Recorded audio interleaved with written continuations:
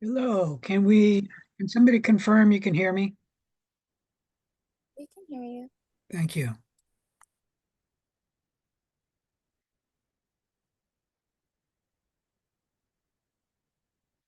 Before we begin, are there any questions? I do have a question. Uh-huh. Do you always post your PowerPoint slides for the lectures each week? No, I won't post them until I finish with the lecture. Gotcha. Okay. Thank you. I do have the notes app though, which has the same information in a text format. Oh, awesome. Yes. For the study guide, I think I saw those. Thank you. Right. Any other questions? Let me ask a question of you. There were a number of students who were having trouble logging into the Canvas website. Are you guys able to log in now? Yep. Okay, that was one answer. Um, great. All right, let me share my screen.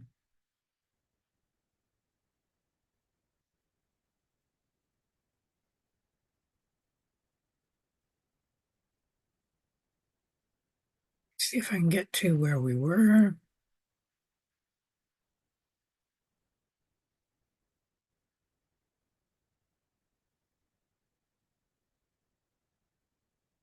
I'm having trouble finding something. I thought they had that under help. Um,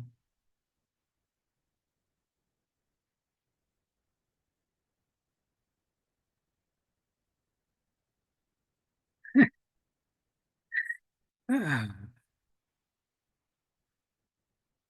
I think they changed this.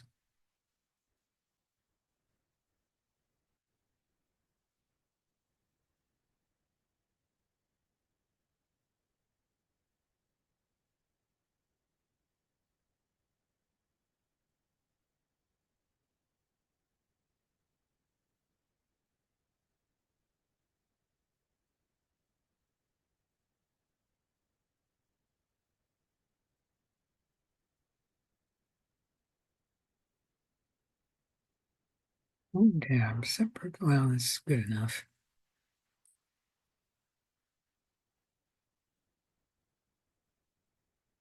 There it is.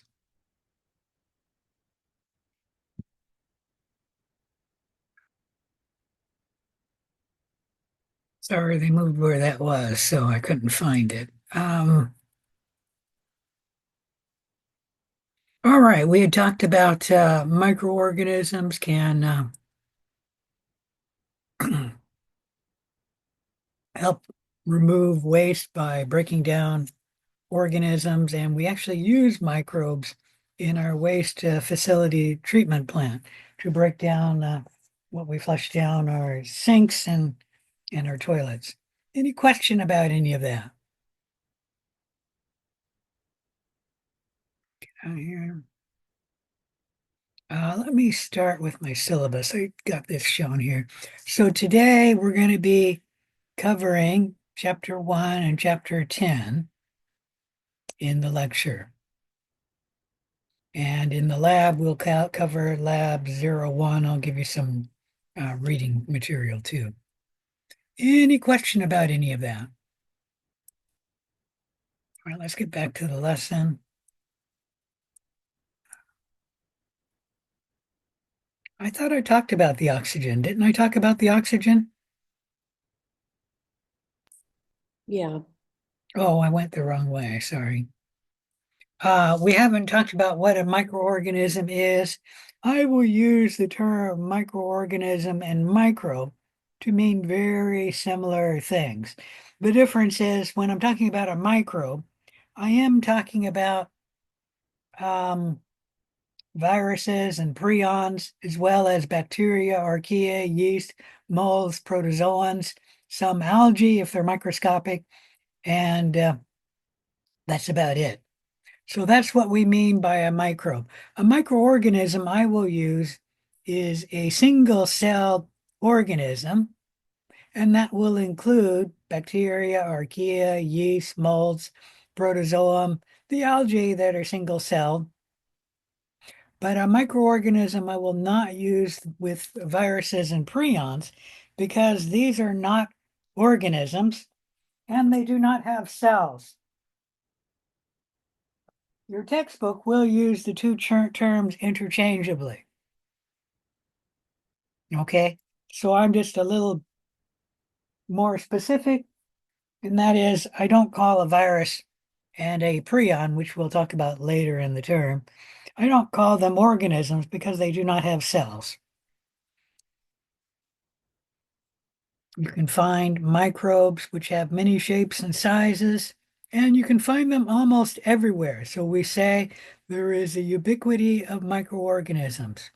They play beneficial roles in numerous processes on the planet Earth, beneficial roles for humans, and they're numerically the most abundant life forms on the planet Earth. Now, I talked about a cell. Let's talk a little bit more about what is a cell. A cell is the basic structural and functional unit of all organisms. A highly organized compartment bounded by a thin, flexible structure that we call the plasma membrane or the cell membrane. And those two terms are used interchangeably. A cell always contains three components. They always have the plasma membrane, they always have cytoplasm, and then they always have the genome, which is DNA. Any question about any of that? Here we're looking at some bacterial cells. Remember, viruses and prions do not have cells. For now, that's all you need to know about viruses and prions. When we look at these pictures here, where would we find microbes? Or better yet, where would we not find microbes? Would we not find microbes in the water, on the plants, or on the rocks? Anyone have a guess?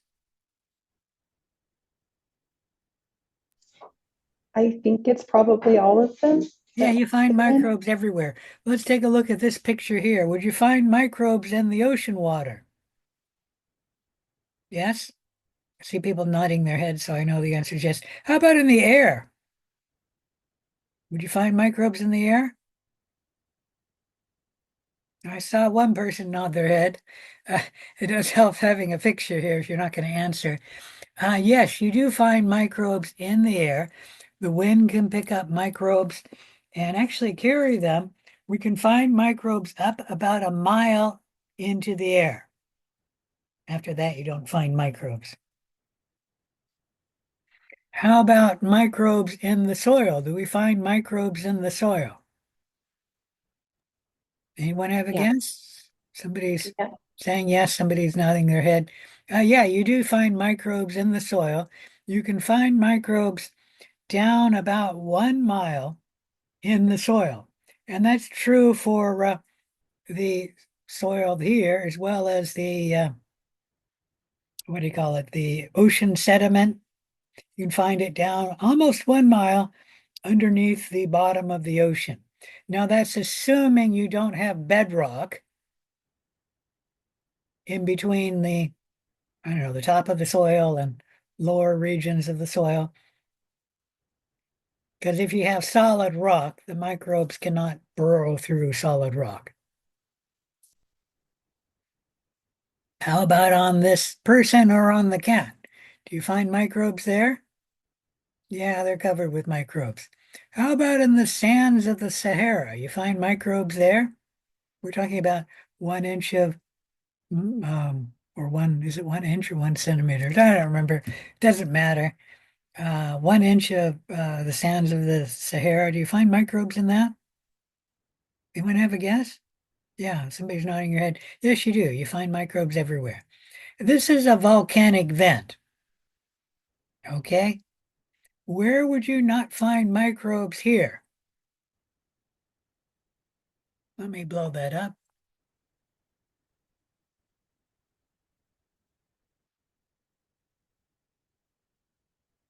You can see that's red hot magma or lava. Would you find microbes on the rock around the vent? It actually looks like snow, so yes, you would. Okay. And how about on the edge of the vent? Anyone guess? Somebody nod your head? Yeah, we go nodding your head. Yeah, you do. There are microbes that can tolerate heat. Would you find microbes in the lava? Anyone have a guess? All right, nobody's taking a guess. You do not find microbes in the lava. That's too hot for microorganisms to survive. We do have some microbes which can tolerate heat. And let me see if I can remember the highest microbe is something like 236 degrees Fahrenheit. Is that right?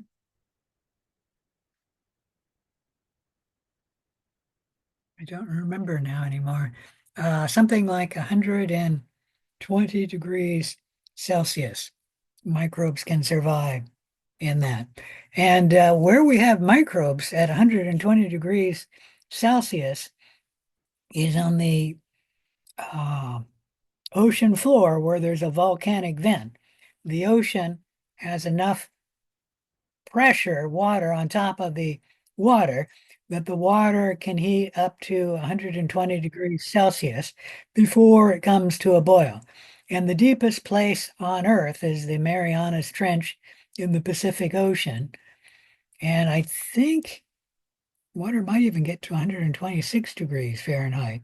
And you can find microbes surviving at that temperature, meaning the water at that temperature can have microbes in the Marianas Trench, assuming there's a volcanic vent in the Marianas Trench. Any question about any of that? All right.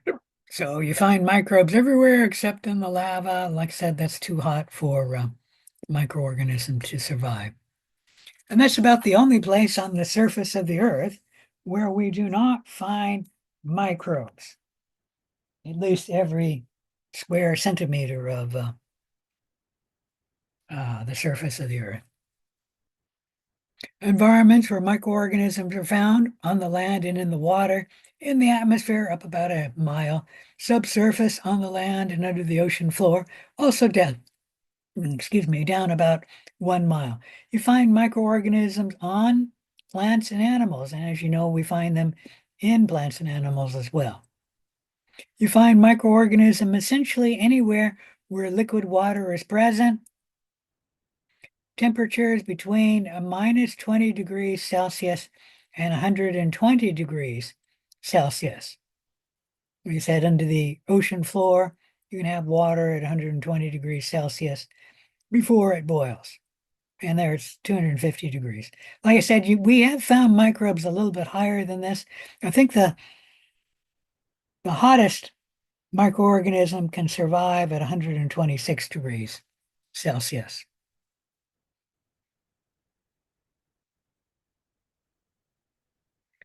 We can find microorganisms at temperatures less than a minus 20 degrees Celsius. However, those microorganisms are then frozen, and so they are not metabolically active. You can find some microbes surviving at a minus 20 degrees Celsius because they make their own antifreeze, keeping the cell from freezing.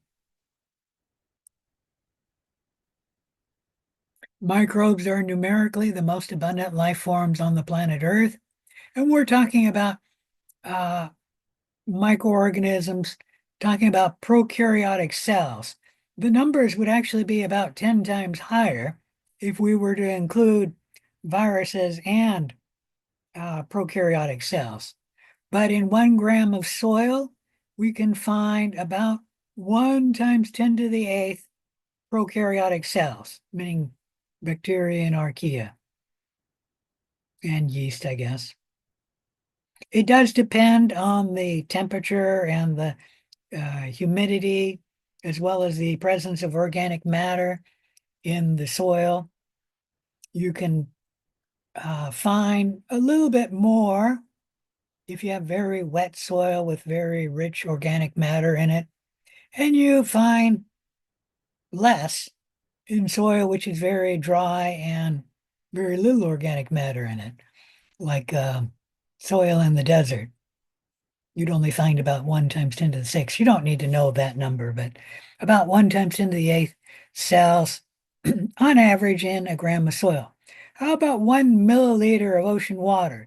That would be equal to 1 gram of ocean water. Are you going to find more or less microbes than you have in soil? Anyone have a guess?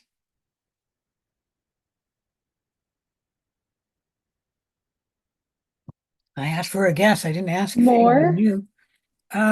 That's a good guess, but no, the ocean is actually considered a desert on the planet Earth, and we have less microorganisms in the ocean water. And that's largely just because there aren't a lot of nutrients oftentimes in the ocean water. And there are nutrients in most soil, organic matter, for example. In the ocean water, it's mostly just salt water and not a lot of nutrients in it. And so we don't have as many. And I'll give you the number that a little bit less, although I can tell you it's 100 times less. How about in 1 gram of human feces? More or less? We're talking about fresh human feces that just came out of a patient. Less. Less? No, human feces are actually about 50% microbes. About 50% of the wet, is that wet weight or dry weight? Let me think about that. I'm just going to say 50% of the weight of human feces is actually microorganisms. So in a fresh human feces, you actually have more than 1 gram of soil.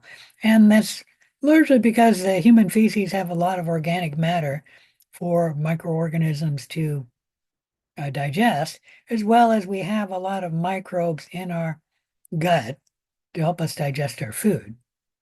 And then on 1 human being, it's obviously much more than 1 gram of soil. So we have a lot more microbes on 1 human being. And then the entire planet of the Earth, we have a lot more too. So 1 milliliter of ocean water has about 1 times 10 to the 6 prokaryotic cells in it. 1 gram of soil, depending on an average soil, about 1 times 10 to the 8th. Like I said, if you have very, very wet, very rich organic matter, it'll be higher than that. And then the soil of the Sahara Desert will actually be much less, closer to the uh, ocean water, actually, about 1 times 10 to the 6. In human feces, we have, whoops, went too far. I'm trying to move this out of the way here. Come on, get up there. About 1 times 10 to the 11th, if it's a fresh human feces. 5, 6, 7, 8, 9, 10, 11. That's 1 with 11 zeros after it. Just wanted to make sure I was right because I wasn't sure if that was average or the high number. And that's a fresh human feces that has a lot of water in it. Now, if you had human feces that's been defecated in the desert and then dried out for, I don't know, a week or so, you'll have much less bacteria in it, in which case you'll have only about 1 times 10 to the 6, which is about the same as you find in the soil in the desert. Oh, there it is, 55% of the wet weight of human feces is microbes. And then in 1 human, we have about 3.8 times 10 to the 13th microbes. For a comparison, the human population on the planet Earth is around 8 billion people, which much less than the number of microbes on a person. And then the total number of microbes on the planet is around 1 nonillion. And I doubt you've ever heard of that number before, but it's 1 followed by 30 zeros. Any question about any of that? Now remember, these numbers are prokaryotic cells. If we were to include viruses, you'd have to multiply these numbers by about 10 times.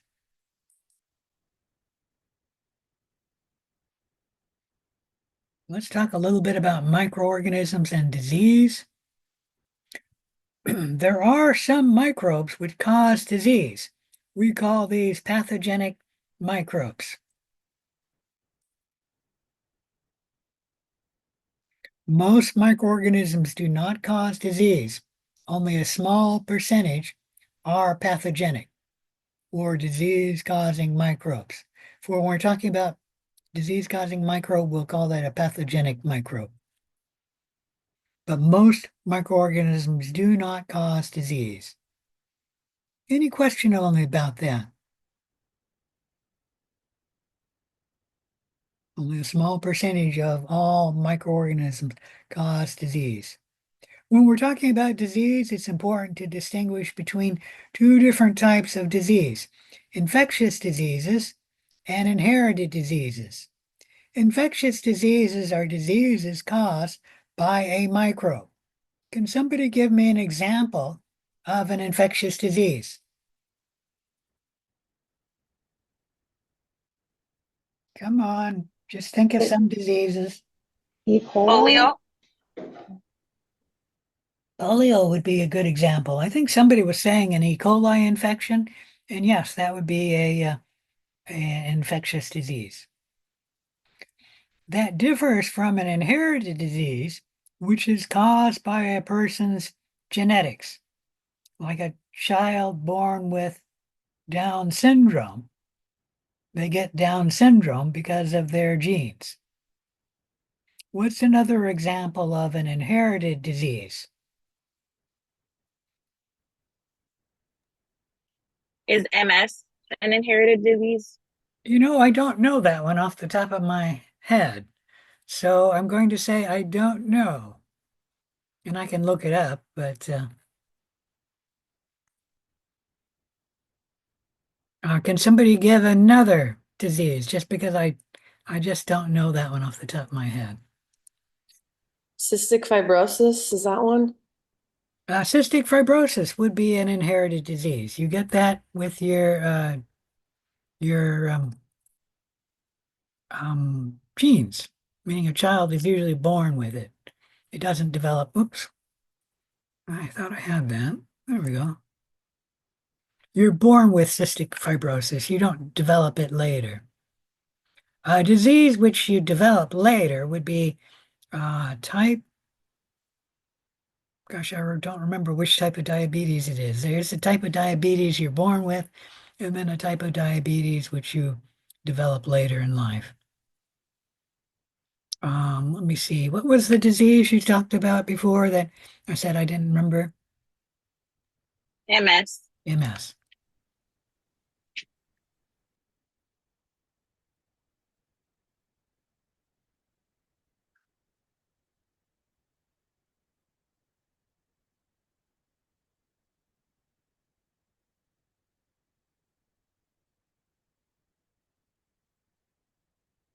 Come on.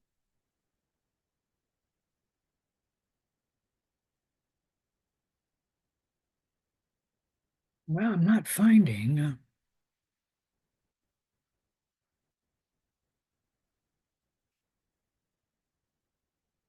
that here. Let me look one more web page.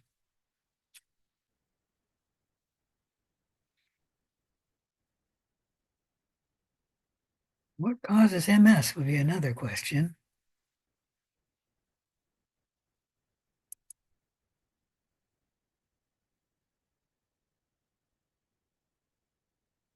I guess maybe I shouldn't go to these sponsored links. They kept giving me medication you should take for MS, which I'm not interested in.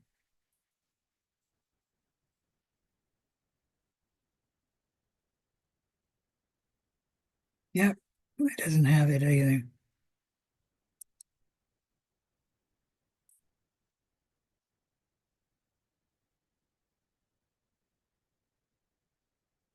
The cause of MS is still unknown.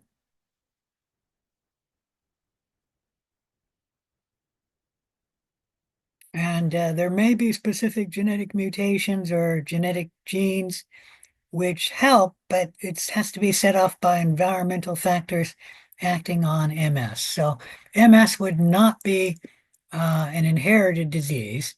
It would be a complex. Did I just close my Zoom? Are you guys still there? Still here. Yeah, still there. Great. All right, let me share my screen again.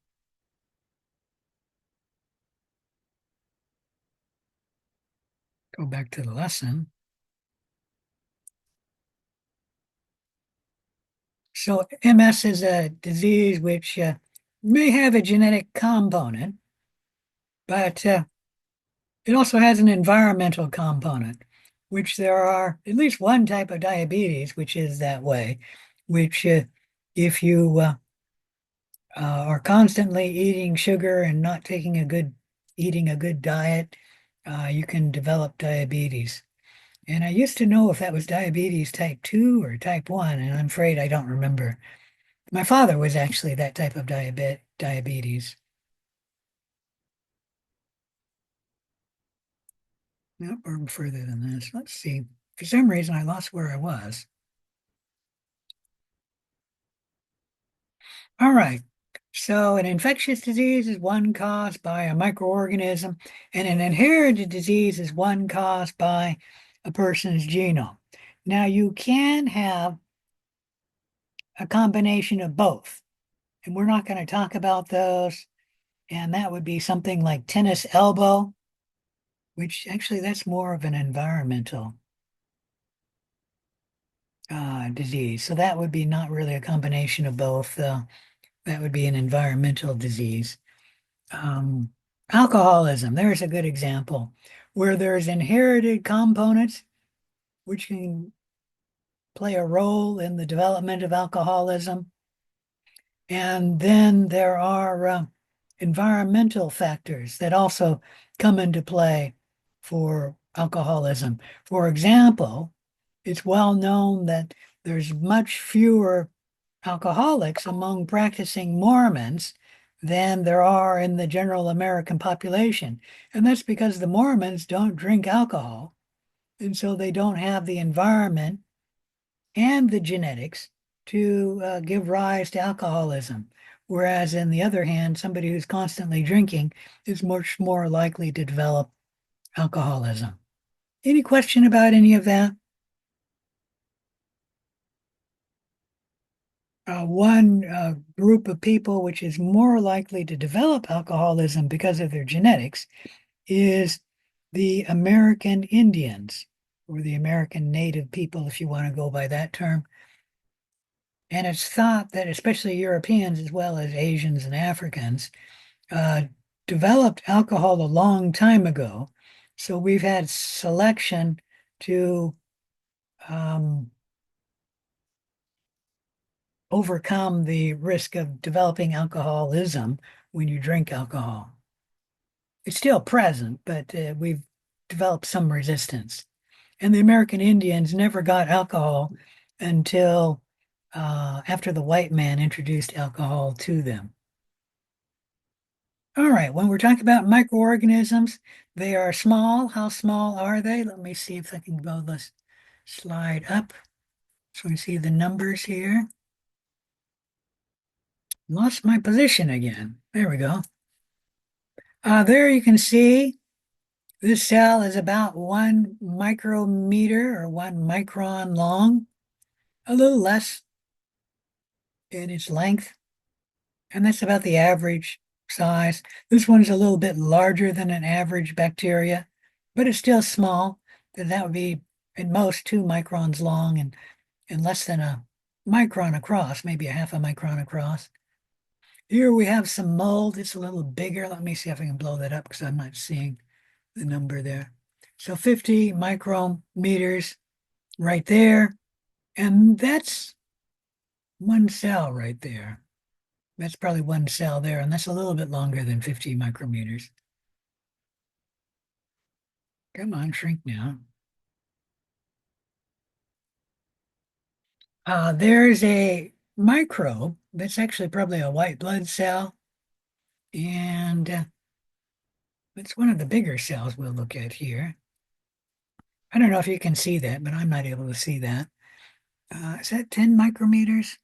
Let me get my stronger glasses here. For some reason, I'm having trouble seeing this today. I'm not sure if that's yeah, 10 micrometers. Probably just my eyesight is worse today.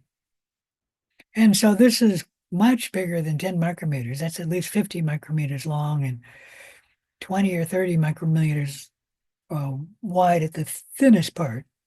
Here we have a microbe, and this is actually a colonial microbe. That's 50 micrometers long, which is a little bit shorter than this one here. But actually, this is part of the microbe, and each dot here is a cell. Each dot there is a cell as well. And as you can see, this is Volvox. This is the parent colony, and it's making some baby colonies, 6 of them actually. And this will open up, and then the babies will come out, and they'll go elsewhere to form a colony of Volvox. And then this is both a cell here, a microbe, as well as the red dots are actually HIV-1, the virus which causes AIDS, human AIDS. Any question about any of that? Come on. All right, we've already mentioned that microorganisms play beneficial roles on the planet Earth, and for humans, they decompose organic waste, and that's true in our waste facility plants, but it's also true that microorganisms decompose organic waste in the soil and on the forest floor or any place else where there's something that's died. And it is true that there is mushrooms, which are not a microbe, which help decompose organic waste, but the majority of it is decomposed by microbes. Microbes are also producers in the ecosystem. These are organisms that make food, both for themselves and other creatures. And those include photosynthetic and chemosynthetic organisms. Obviously, you know, green plants are photosynthetic, and they are producers in the ecosystem. That also includes chemosynthetic bacteria, which can make their own food from chemicals. And we'll talk a little bit more about that later. Microorganisms are important in the nitrogen cycle.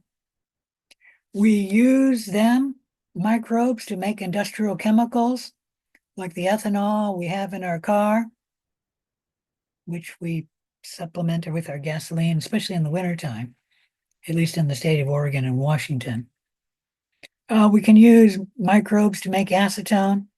We can use microbes to make insecticides, and these are not man-made insecticides, so they're usually less toxic to humans and other animals and other microbes, not microbes, but other organisms, but yet they can still be toxic to insects. So we use these as insecticides.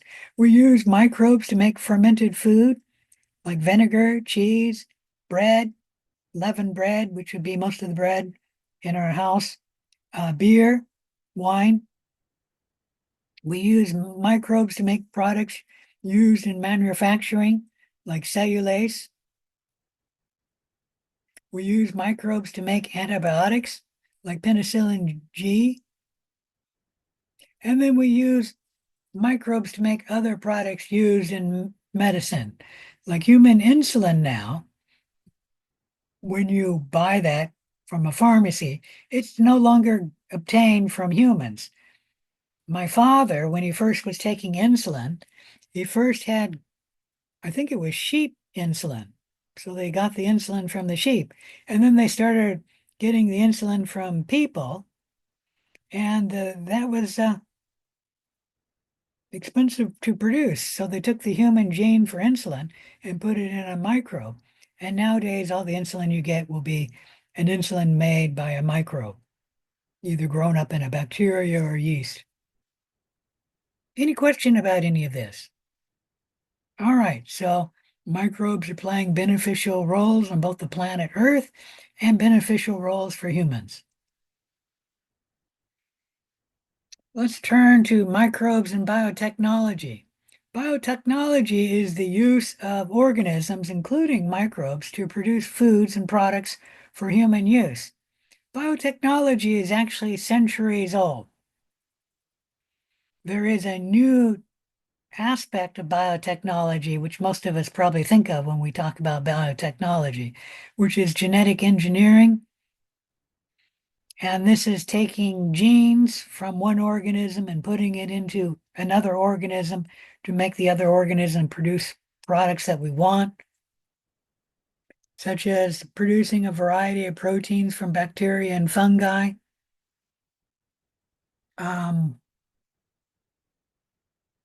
Obviously, when we make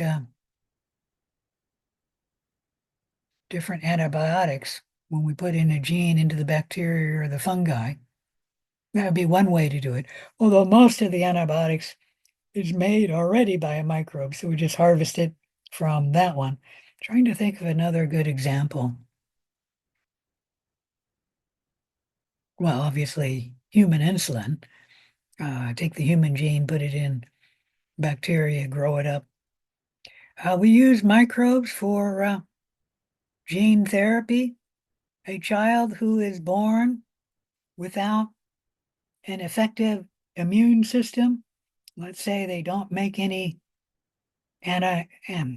antibodies, you can take the B cells out of that child, grow them up in vitro, and add the human gene for making that antibody, and then put the cells back in the child. Gene therapy. Genetically modified bacteria. We can genetically modify bacteria so that they can resist either insects or freezing, like what am I trying to say? Like a frost. So you can spray the bacteria on the crop and then the crop will be tolerant to the frost.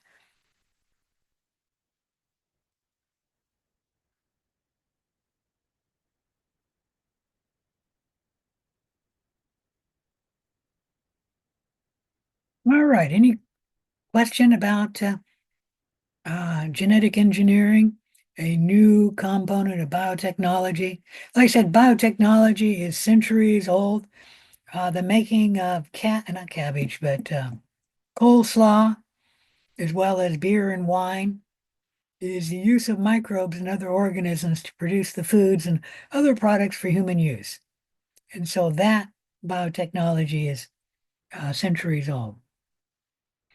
In fact, the Egyptians made wine. They may have been made before the Egyptians, and the Egyptians actually poured the wine into the bread, and that's how they got leavened bread. The yeast in the wine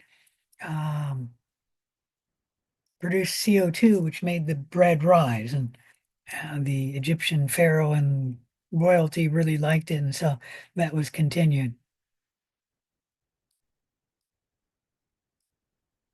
Any question about biotechnology or genetic engineering? All right, microbes are important to human welfare. We're going to talk a little bit about microbial ecology, the ecology of microbes. Bacteria are extremely important on the planet Earth for recycling carbon, nitrogen, nutrients, sulfur, phosphorus. We've already talked about the nitrogen cycle, and I mentioned that most of the steps in that cycle run because of microbes moving the nitrogen from one form to another form, causing the nitrogen cycle. That's true of nutrients too. Nutrients that are in a dead organism, they're released from the dead organism largely by microbes. The only exception would be if a fungi, like a mushroom, were to release the nutrients. It's also true that the carbon cycle and the sulfur cycle and the phosphorus cycle work similar to the nitrogen cycle, and that these elements are being recycled on the planet by the cycle. And then many steps of the cycle are running because of microbes. The difference is in the nitrogen cycle, almost all the steps of the nitrogen cycle are happening because of microbes. In the carbon cycle, the sulfur cycle, and the phosphorus cycle, it's only some of the steps which are happening because of microbes. Like phosphorus can leach out of rocks. That can happen without the use of microbes. And I guess that's true of carbon too, and sulfur. But then, like sulfur can be changed from one form to another by a microbe. And then it can be converted like into hydrogen sulfide, which would be a gas which would go into the atmosphere, etc. I'm just saying that microbes are important, but they're not quite as important as the microbes in the nitrogen cycle. These are all examples of microbial mediated biochemical cycles that support life on Earth.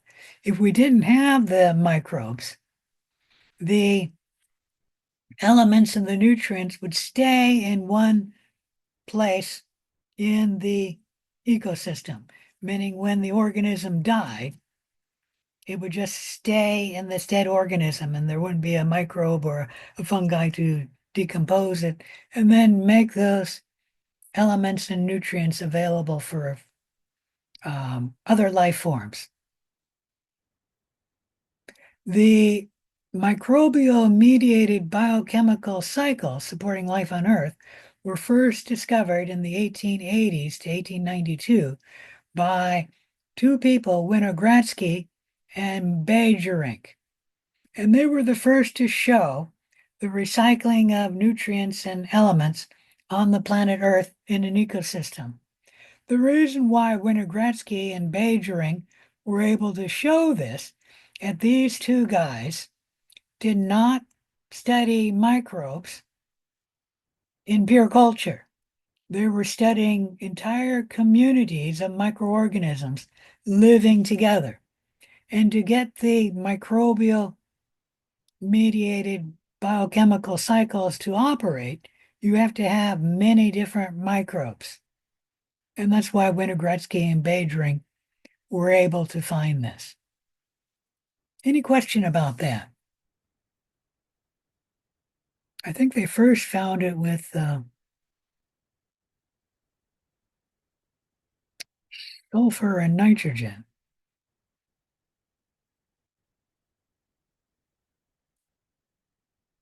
Microbes are also important for human welfare.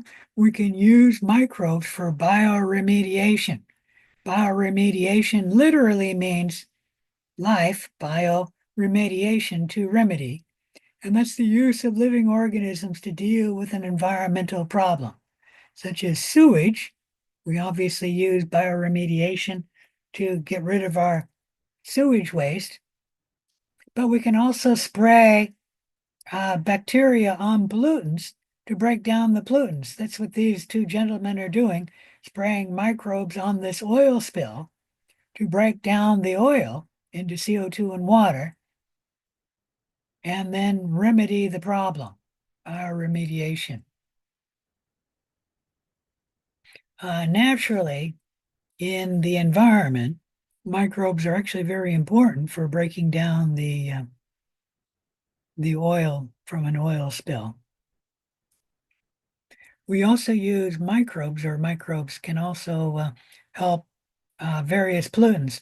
Like mercury cannot be broken down, it's an element itself, but microbes can be applied to mercury to change it from one form to a less toxic form of mercury.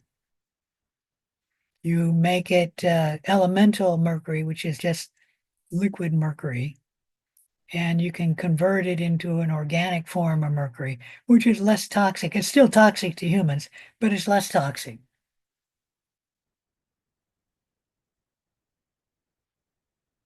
We can also use microbes to make biological insecticides. These are microbes that are pathogenic to insects, and they can be alternatives to man-made chemical pesticides. They are almost always less toxic to humans and our pets than the man-made chemical pesticides. And then we can use these biological insecticides to prevent insect damage to crops, as well as prevent disease transmission across the crops, usually occurring by insects spreading the disease. An example is Bacillus thuringiensis, a microbe which causes an infection which is fatal to many insects. And yet Bacillus thuringiensis is harmless to humans, other animals, and plants. And there's the Bacillus thuringiensis used as an insect. This was actually available in the 1960s. My father bought it to put on the apple trees. And it did work. It did reduce the number of worms in the apples. However, my father was much too lazy. He only applied it one time, and it needs to be applied every 2 weeks, about the same as a insecticide. You need to apply it to the apples about every 2 weeks to prevent the apples from getting worms. And then he was also doing this in Western Oregon, which is like Western Washington. And after the rain will just wash the Bacillus thuringiensis off the apples. And so you need to reapply it after the rain, as well as you need to apply it about every 2 weeks. And if you do that, you can have worm-free apples, or largely worm-free apples. Any question about any of that?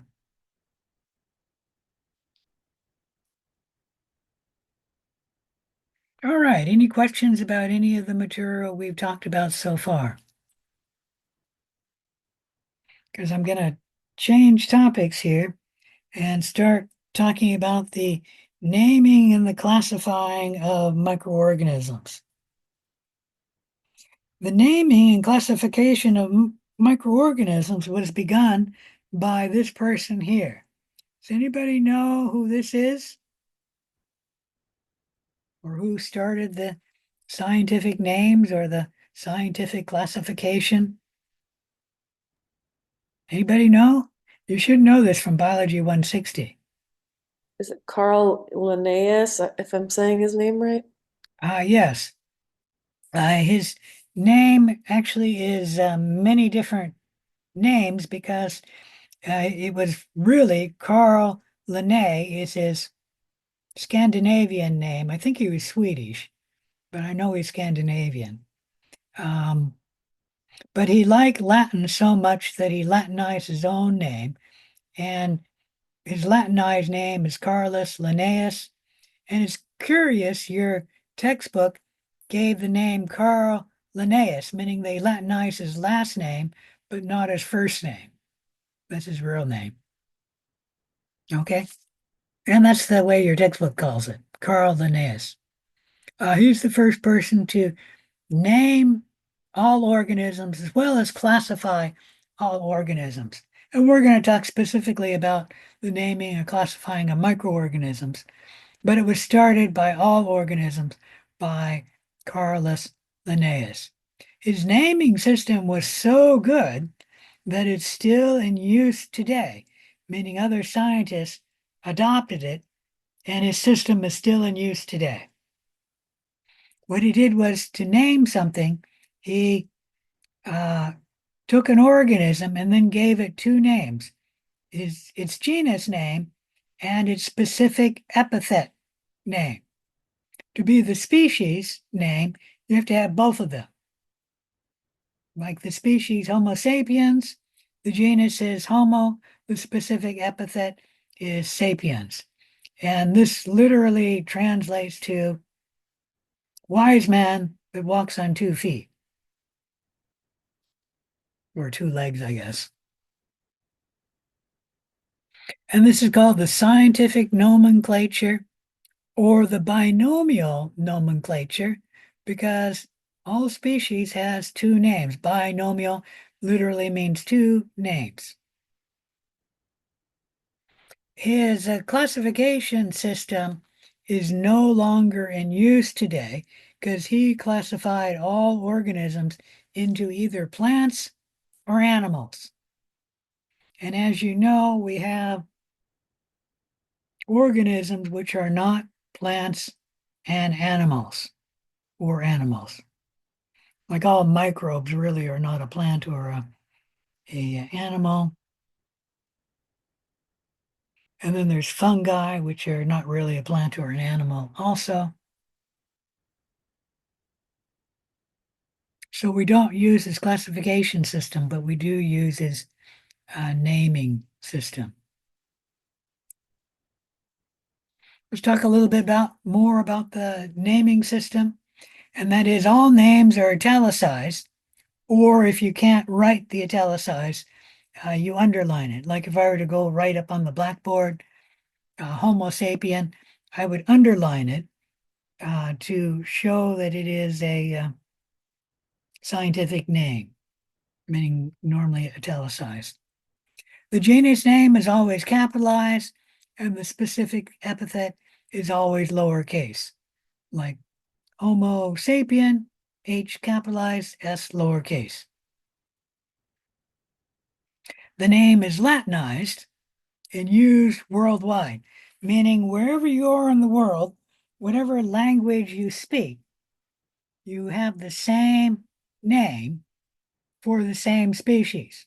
Like Homo sapiens is the species for humans, and wherever you go in the world, assuming they know what a Homo sapien is, they will understand you because Homo sapien is used everywhere in the world to mean human.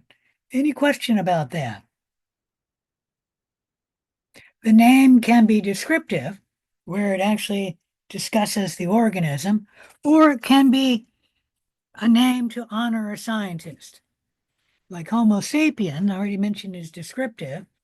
Sapien means wise man, Homo means somebody who walks on 2 legs. Escherichia coli is both descriptive and honoring a scientist. Esther is a early microbiologist, and Escherichia is named after this early microbiologist, so we honor him. And then coli is descriptive because you can find E. coli in the human colon. Staphylococcus aureus is another species example, and it is descriptive. Aureus means golden. The cells are golden in color. Staphylococcus means coccus or ball-shaped cell that grows like a grape. Staphylo means grape-like cluster. So Staphylococcus grows like a grape cluster. Any question about any of that?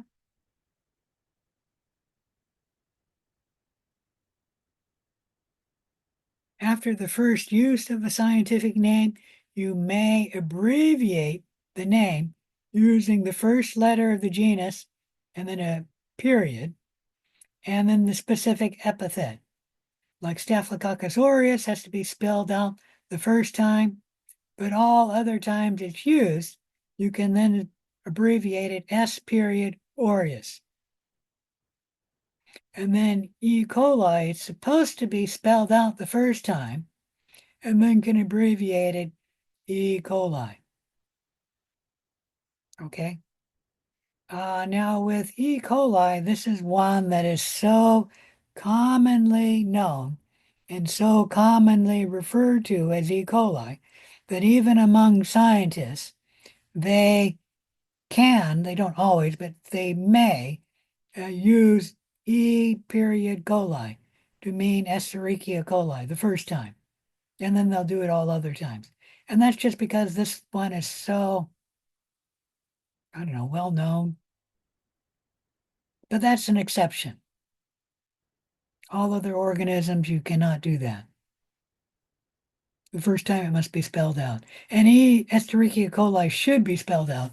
It's just that they don't. Any question about that? Escherichia coli is found in the human body. It's in everybody's gut. Staphylococcus aureus can be found on the human body. It can be grown. It can grow in the skin. It actually can cause skin disease. And about 20% of Americans have E. coli on their skin. These patients are much more likely to develop a boil than a patient that doesn't have E. coli growing on, not E. coli, Staphylococcus aureus growing on their skin. And then if you look at the nasal passages, it may be the throat, let's just say the nasal passages, you can find Staphylococcus aureus in about 50% of human Americans, I guess. Any question about any of that? All right. I've already mentioned that the classification system that Carolus Linnaeus used is no longer used today. We now classify things into more categories than just plants and animals. When we're classifying all living organisms, we first break them down into the three-domain system. So all living organisms on the planet Earth can be broken down to one of three domains. The domain bacteria, the domain archaea, and the domain eukarya. This domain system, the three domain system, is defined by the genetic makeup of the organism. So if we were to find a new species and they were to sequence it, you could find which domain it belongs to by its DNA sequence. And that's because all organisms in a domain are more similar to the organism in that domain than they are to any other organism not in the domain.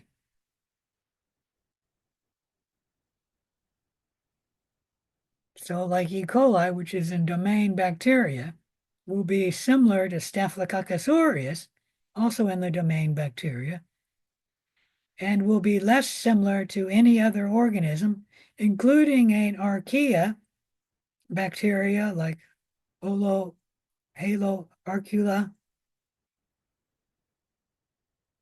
or a human. And in fact, when we look at the E. coli and compare its DNA sequence to a human, to the sequence of the archaea, we'll find that there's no greater similarity to the archaea than the human. Any question about any of that? And that's because the archaea, even though it's a prokaryotic cell, it is in its own domain.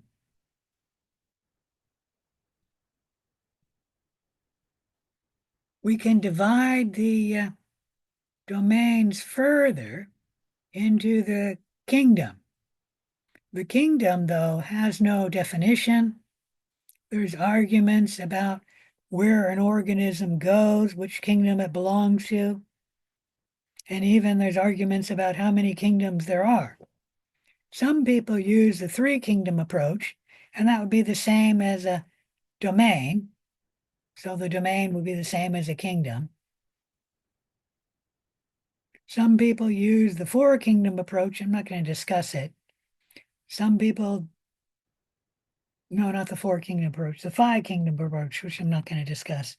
Some people use the six kingdom approach, and that's the approach we will more or less use. That breaks the domain bacteria into one domain kingdom, or one kingdom bacteria, and then the domain archaea into one kingdom archaea, and then the domain eukarya into 4 different kingdoms: kingdom plantae, kingdom animalia, kingdom fungi, and kingdom protista. The plants, the animals, the fungi, and the protists.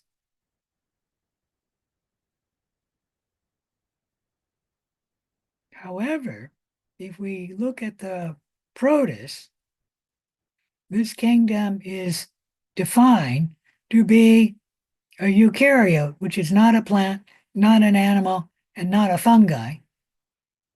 So we always knew the kingdom protista was a, what's the word I'm trying to say? It was not a monophyletic kingdom.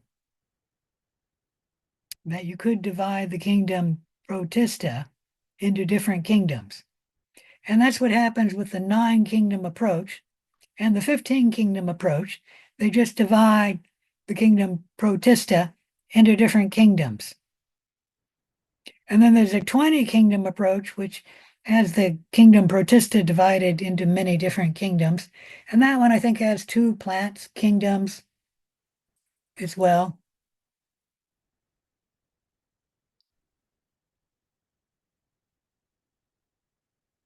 20-kingdom approach might even start dividing the bacteria and the archaea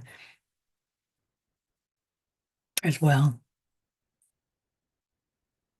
Anyways, we'll use the 6-kingdom approach, which will be kingdom bacteria, kingdom archaea, and those are easy because it's the same as the domain. And then the domain eukarya is split into 4 different kingdoms. As I stated, there's arguments about how many kingdoms there are. Scientists cannot agree. And there's also arguments about which kingdom a species belongs into. Like the algae, some people will put them in the kingdom plants. Some people will put them in the kingdom protists. So there's arguments about where they go. And that's because the kingdom is not defined. The domain, remember, is defined. And you can simply sequence the DNA in the organism, and then you'll know which domain it falls into. Any question about that? You can split the kingdom into different categories. Let me see if I can remember them now. King Peters. So there's phyla, subphyla, class, order, family. You don't need to know any of those. We'll only talk about the domain and the kingdom. Any question? Excuse me about that?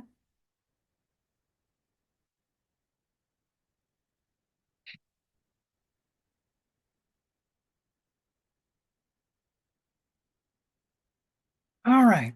Your book says that there is a cell type, and the bacteria have the prokaryotic cell type.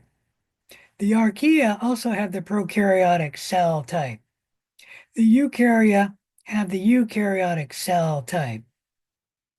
This is the way your book calls it.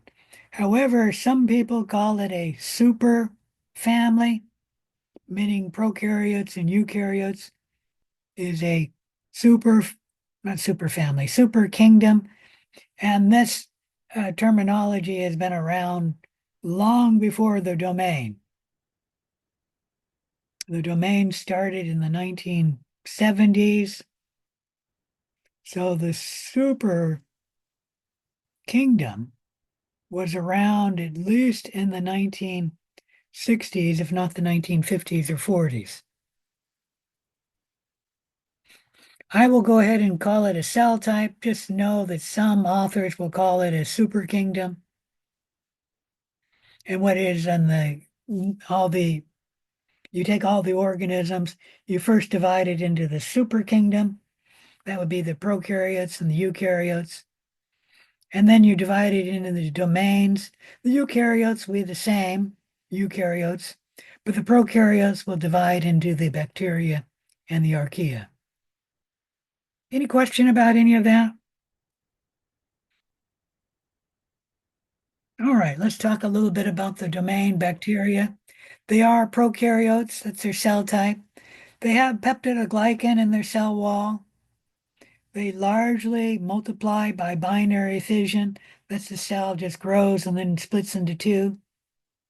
For energy use, the bacteria can get their energy from any possible source. They can get their energy from an organic chemical like glucose. That's where we get our energy from. They can get their energy from an inorganic chemical, such as iron or nitrate or nitrite. And they can get their energy from photosynthesis, meaning they can get their energy from light. And you all know the green plants do that, but there's also green prokaryotic cells, both archaea and bacteria, photosynthetic bacteria.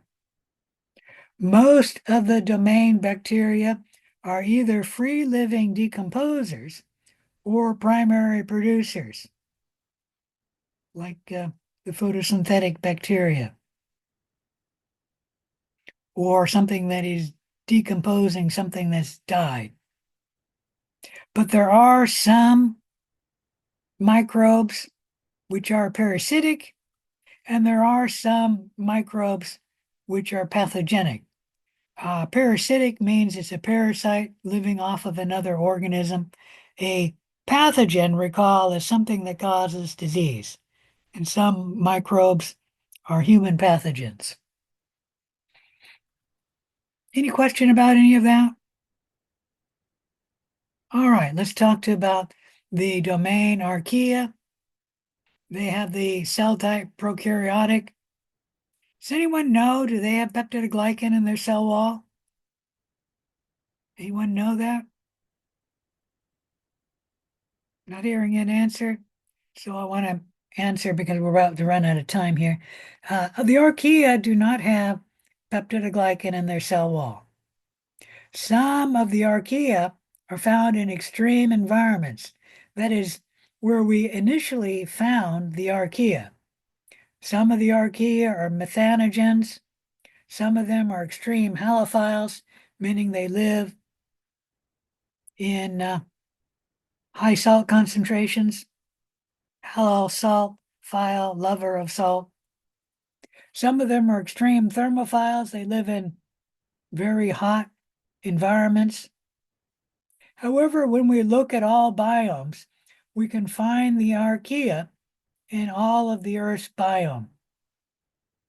They are actually very important in the soil and the ocean water, and they make up a significant amount of the plankton, the microbes in the ocean water, as well as the significant portion of the microbes in the soil. So the archaea can be found everywhere.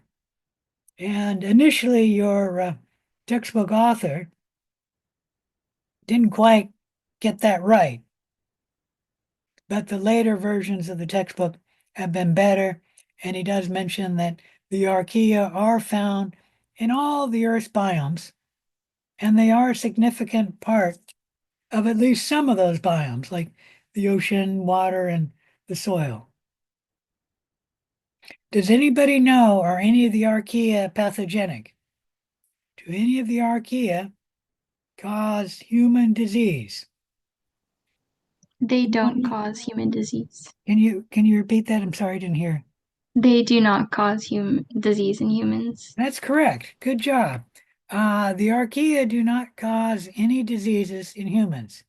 And because the focus of this class will be on the microbes causing human disease, we will not be talking much about the archaea. After this lesson, we will hardly ever talk about the archaea. Any question about that? It's not that they aren't important on the planet Earth. It's not that they aren't interesting. It's just that they do not cause human disease. And the focus of this class will be on microbes causing human disease. and there are none which are archaea. Now, if you believe in evolution, sooner or later, there will be an archaea that will evolve to cause human disease. It's just a function of evolution. And if you do believe that, someday day down the road, we will have a problem on our hands because there will not be many antibiotics that will work against this organism, archaea, causing human disease. When we developed antibiotics, we've been developing them for bacteria which cause human disease. We have not been developing them for archaea. And if archaea ever develops it, and it likely will, it will evolve, we will then be stuck because we won't have many antibiotics that can work against archaea. And that's just something I'm mentioning because someday, maybe in your lifespan, there will be an archaea which will develop to become a human pathogen, in which case the humans will be unprepared. It is true there are a few antibiotics that can work against archaea. It's generally the antibiotics that interfere with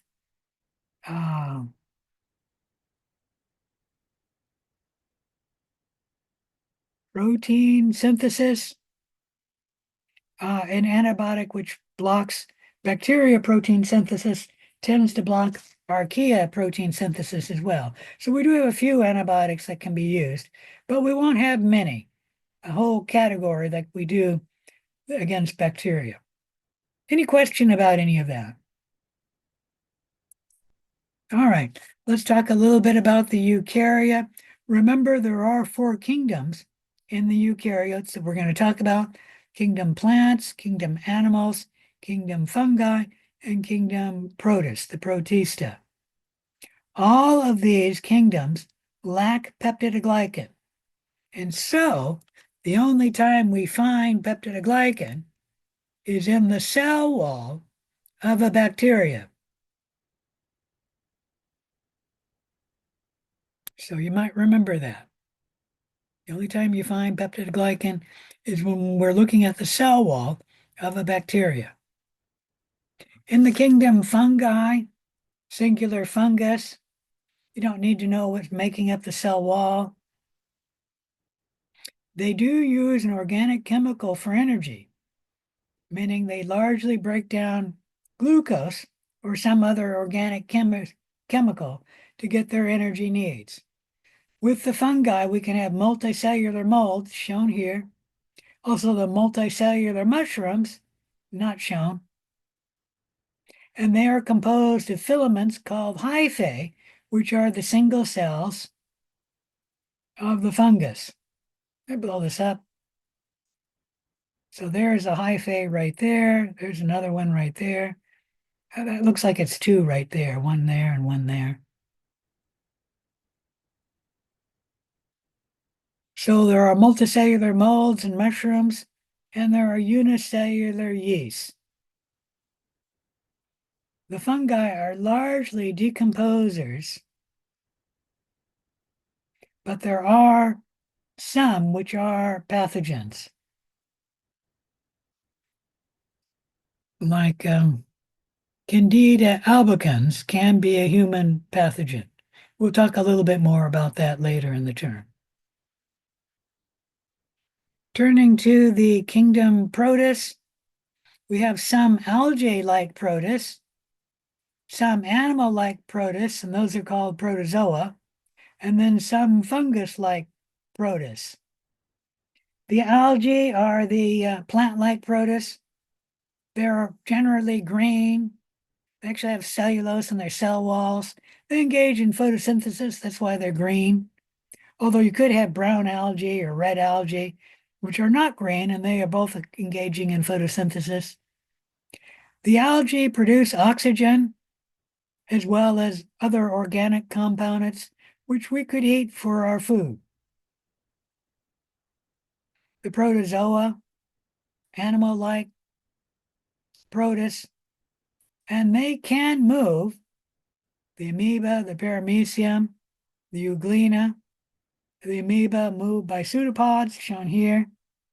Paramecium moves by cilia. We'll talk about that later. And then the euglena, which has a flagella. Not all the protozoa move, but they can move. And that's partly why they're called animal-like protists. They also absorb or ingest organic chemicals for their food. So they're very much like an animal. We ingest organic chemicals like glucose for our food. If the protozoa move, they can move by pseudopods, cilia, or flagella. And remember, if the bacteria and the archaea move, they can only move by flagella. Some of the protozoa are parasites, and they can cause human disease, like amoebic dysentery, caused by an amoeba. Any question about any of that?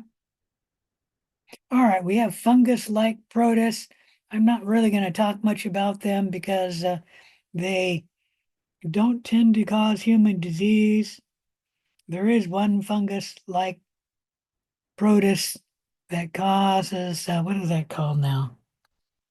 Potato blight, which caused the potato famine in Ireland, bringing a whole bunch of Irish to America in the late 1800s, early 1900s. And that's the only thing I'm going to talk about the fungus-like protists. There is the kingdom plants. We can separate them into mosses, ferns, conifers, and flowering plants. All the plants are multicellular. I'm not going to talk further about the plants because plants do not cause human disease. Well, let me briefly just talk about the animals. Kingdom animals, we can break them down into sponges, the worms, those are scientific name helminths, the insects and the vertebrates. They also are all multicellular. We'll talk a little bit more about the kingdom Animalia, or the animals, because the helminths can cause human disease, a worm infestation. Any question about that? All right, I'm going to stop here and ask if there's any questions, and then I'll see you in the lab at 6:30. Any questions? All right, I'll see you in the lab at 6:30.